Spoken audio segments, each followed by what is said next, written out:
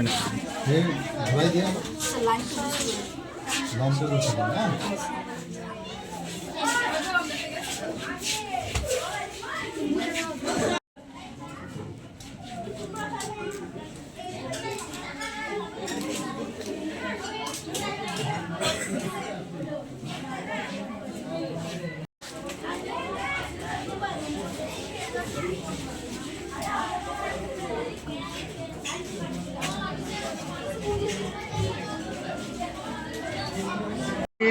গণতন্ত্ৰ দিৱসৰ দিনা হয় কেনেধৰণৰ আয়োজন কৰিছে কি আচলতে আমাৰ এই দোলাবাৰীত আমাৰ যিখন নলেজ পাঠ একাডেমী বিদ্যালয়খন ইয়াতে মানে আমি আজি গণতন্ত্ৰ দিৱস উপলক্ষে আৰু প্ৰথমবাৰৰ কাৰণে একচুৱেলি আমি এইটো হেৰি কৰিছোঁ ছায়েন্স এক্সিবিশ্যন এটা মানে হেৰি কৰিছিলোঁ অৰ্গেনাইজ কৰিছোঁ আৰু কিমান দূৰ হেৰি হৈছে এইটো আপোনালোকেহে বুজি পাব ক'ব পাৰিব আৰু আমি আশা কৰোঁ যে আগন্তুক দিনত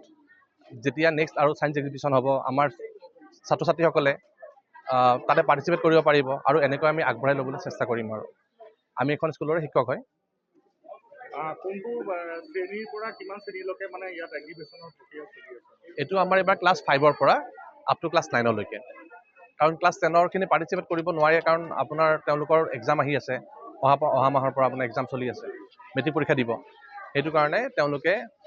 ক্লাছ 5ৰ পৰা ক্লাছ 9লৈকে আমি তেওঁলোকক এলাউ কৰিছোঁ আৰু তেওঁলোকে যিমানখিনি আমি গম পাইছোঁ ভালেই পাইছে ভালেই কৰিছে প্ৰথমবাৰৰ কাৰণে কৰিছে যিহেতুকে আৰু অলপমান বেটাৰ কৰিবলৈ চেষ্টা কৰিব আমাৰ সেইটোৱে আশা আৰু দেখা গৈছে তেজপুৰ পূৰ্বাঞ্চলত এক ব্যতিক্ৰমী পদক্ষেপ গ্ৰহণ কৰিছে নলেজ পাঠে তো এই সন্দৰ্ভত কি ক'ব হয় নলেজ পাঠ একাডেমীয়ে বৰ্তমান তেজপুৰ পূৰ্বাঞ্চলত খুব চৰ্চিত এখন বিদ্যালয় যিখন বিদ্যালয়ত আৰম্ভণিৰে পৰা মই জড়িত হৈ আছিলোঁ আৰু আৰম্ভণিৰ পৰা এটা বস্তু দেখা পাইছোঁ বিদ্যালয়খনত সকলো সময়ত তেওঁলোকে নতুনত্ব আনিবলৈ বিচাৰিছে আৰু এই নতুনত্বৰ দ্বাৰা ছাত্ৰ ছাত্ৰীসকলৰ বিশেষ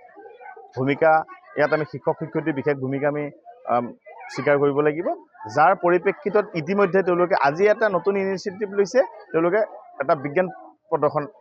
ব্যৱস্থা কৰিছে আৰু বিজ্ঞান প্ৰদৰ্শন ব্যৱস্থাটো এটা দিশ তেওঁলোকক একফালে আগুৱাই লৈ গৈছে ছাত্ৰ ছাত্ৰীসকলে এই বিজ্ঞানৰ ক্ষেত্ৰত বহুতখিনি জ্ঞান আমি ইয়াত দেখা পাইছোঁ তেওঁলোকে নতুনত্ব এটা আনিছে আৰু কিছুমান বস্তু যিবিলাক বস্তু এতিয়ালৈকে হয়তো আমিয়ে ভালকৈ গম পোৱা নাছিলোঁ আজি ছাত্ৰ ছাত্ৰীয়ে সেই প্ৰতিভাখিনি তেওঁলোকৰ এই এক্সিবিশ্যনৰ দ্বাৰা প্ৰকাশ কৰিছে আৰু বিদ্যালয়খনে সকলো সময়তে এই অঞ্চলেৰে হওক বা বিভিন্ন দিশত তেওঁলোকে এক সুন্দৰ প্ৰচেষ্টা আগবঢ়াই লৈ গৈছে